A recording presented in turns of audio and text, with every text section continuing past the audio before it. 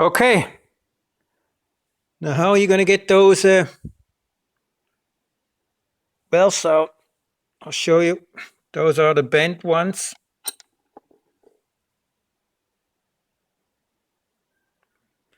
Now, show you what I did. I sacrificed the spark plug, the best washer.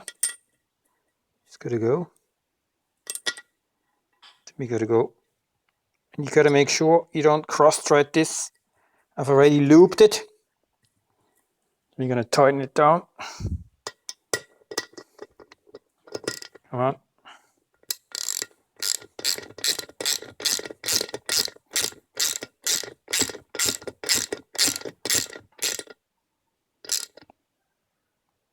Not to over tighten it. Just needs to hold the valves shut because you need to be able to pull them out. Now, hang on. I'm going to do this one-handed. It's going to be very difficult. Hopefully I'm not dropping this head on the floor now. Trying to record this one-handed. Now, here. How do you get him out? I'll show you something. This ain't gonna work. There's my tool.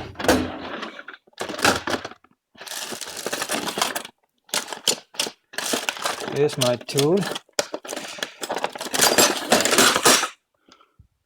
This ain't gonna work. There's no room. So, what do? I'll show you. I'll use one of these. Then, gonna use the oxygen sensor, which fits nicely, trying not to scratch the side. And then it's just gonna push down hard. And at the same time use my little magnet. And pull. When you compress it, these two thingies here, these two clamps come exposed, and you have to take them off with the magnet, and then you let go. That's how you get them out. And I haven't figured out how I'm going to put them back in yet, because putting them back in won't work with that method, because you got to put them in correctly. Okay, thank you.